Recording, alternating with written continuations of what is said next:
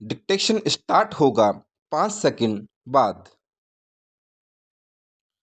Start. संसार के सभी जीवों में मनुष्य श्रेष्ठ है विराम।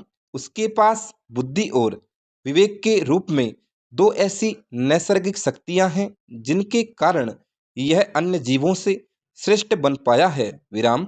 आत्मरक्षा की प्रवृत्ति लगभग सभी जीवों में पाई जाती है और वे इनसे संतुष्ट हो जाते हैं, परंतु मनुष्य केवल इससे ही संतुष्ट होकर नहीं रह जाता विराम। संभवतः यही विचार कला के जन्म का मूल है विराम। वास्तव में कला क्या है, इसका सही उत्तर दे पाना सरल नहीं है विराम। राष्ट्रकवि मैथिली शरण गुप्त ने कला के संदर्भ में अपना मत व्यक्त करते हुए कहा है कि अभिव्यक्ति की कुशल शक्ति ही कला है विराम। इटली के महान विद्वान ने भी कला को अभिव्यक्ति का साधन मानते हुए कहा है कि कला का संबंध केवल स्वानुभूति से प्रेरित प्रक्रिया से है विराम। जब कोई कलाकार स्वानुभूति को सहज एवं स्वाभाविक रूप से अभिव्यक्त कर देता है तो यही कला का रूप धारण कर लेती है विराम। अतः अभिव्यक्ति की पूर्णता ही कला है तथा अभिव्यक्ति ही उसका सौंदर्य है विराम। एक अन्य विद्वान ने कला को परिभाषित करते हुए लिखा है कि कला कलाकार के आनंद के श्रेय तथा आदर्श और यथार्थ को समन्वित करने वाली प्रभावोत्पादक अभिव्यक्ति है विराम। पैरा। वास्तव में कला सुंदरता की अभिव्यक्ति है और समृद्धि की परिचायक है विराम। कहा जाता है कि जिस जाति की कला जितनी समृद्ध और सुंदर होगी वह जाति उतनी ही गौरवशाली और प्राचीन होगी। इसलिए कला को किसी भी राष्ट्र की संस्कृति का मापदंड भी कहा जाता है विराम। जब व्यक्ति भौतिक रूप से सुरक्षित होता है और उसे किसी बात का भय नहीं होता तब यह मानसिक और आत्मिक संतुष्टि को प्राप्त करने की दिशा में प्रयासरत होता है। इस क्रम में जब उसकी अतिरिक्त ऊर्जा सौंदर्यानुभूति के रूप में प्रकट होती है तो कला कहलाती है विराम। कला निरंतर ऊंचा उठने के प्रगतिशील विचार की परिचायक है विराम। इसी के माध्यम से नवीन विचारों, आचार और मूल्यों का सृजन होता है विराम। कला की दृष्टि से भारत बहुत समृद्ध है और इसी कारण भारत को विविधता का देश कहा जाता है विराम। कला के संदर्भ में भी भारत में बहुत विविधता है जो इसे संसार के अन्य सभी देशों से विशिष्ट बनाती है विराम। भारत के परिप्रेक्ष्य में देखा जाए तो नृत्य, चित्रकला, हस्तकलाएं, भित्ति चित्र, गीत संगीत, अभिनय, साहित्य, भवन निर्माण आदि सभी कला की परिधि में शामिल किए जाते हैं विराम। सभी जगह की स्थानीय कला के माध्यम से सौंदर्य की अभिव्यक्ति हुई है विराम। अतः ये सभी कला के ही भिन्न भिन्न रूप हैं तथा भारतीय संस्कृति का अहम हिस्सा हैं विराम।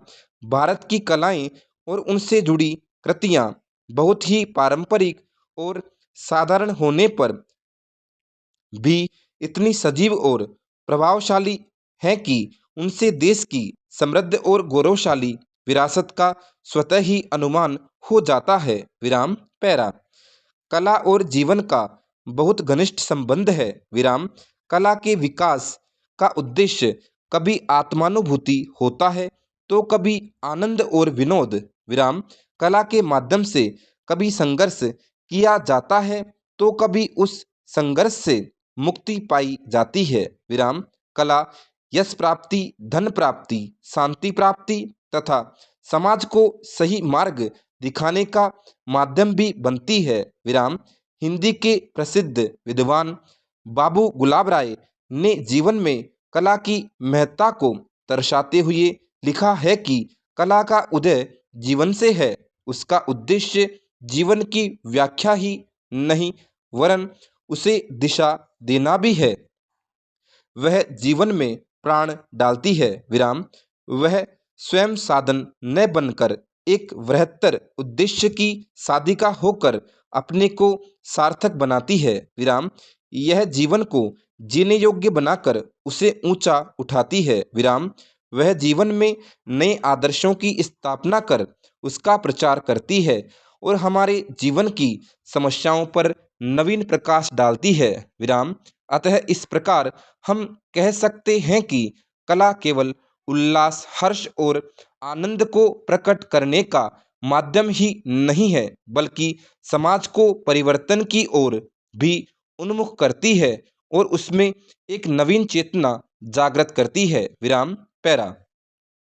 ऐसा कई बार हुआ है कि कला ने मानव जाति को एक नई राह दिखाई, कभी साहित्य के माध्यम से, तो कभी सिनेमा के रूप में, कभी चित्रकला के माध्यम से, तो कभी किसी अन्य रूप से, परंतु आलोचना की प्रवृत्ति इसके समानांतर चलती रहती है। विराम।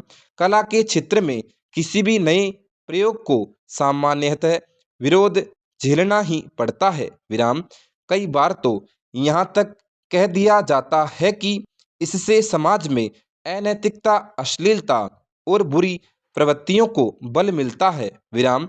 इसी मानसिकता के चलते राजा रवि वर्मा, एम.एफ. हुसैन, सलमान रश्दी, आमिर खान आदि कलाकारों को समाज की विरोधी प्रतिक्रियाएं सहनी पड़ती हैं और ऐसा किसी भी दृष्टि से उचित नहीं कहा जा सकता। विराम।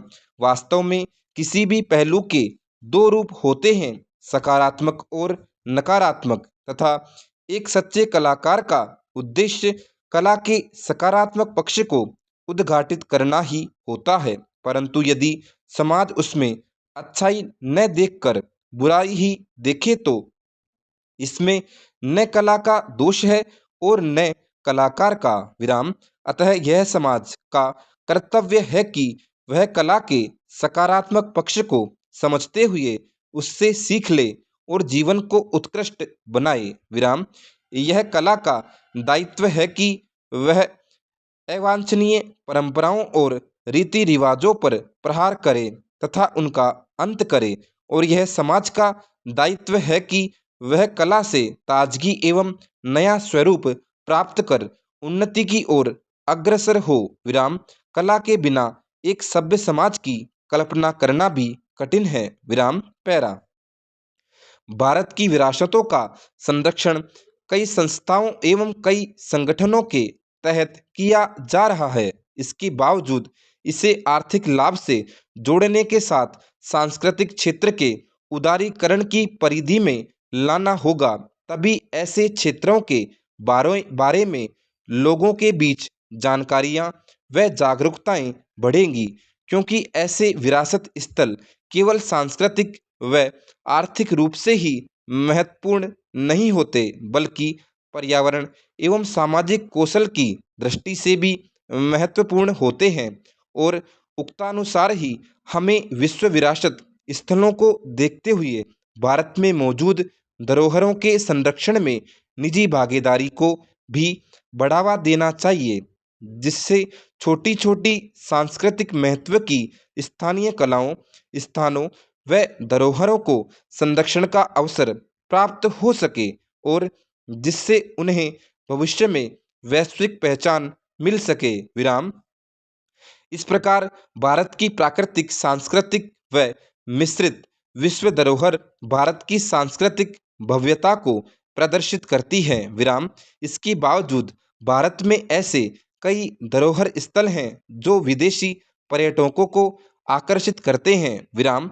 इसके लिए राष्ट्रीय विरासत, शहर विकास और विस्तार योजना एवं स्वदेश दर्शन जैसी योजनाओं को स्थूल बनाने की आवश्यकता है। विराम। साथ ही समृद्ध पर्यटन संसाधनों का लाभ उठाने के साथ ही ऐसी सांस्कृतिक भव्यता को उजागर व जीवित रखने हेतु जिम्मेदारी पूर्वक संरक्षण की आवश्यकता है। तभी भारतीय विरासतों को यूनेस्को की सूची में सर्वाधिक संख्या में शामिल किया जा सकेगा। विराम। स्टॉप।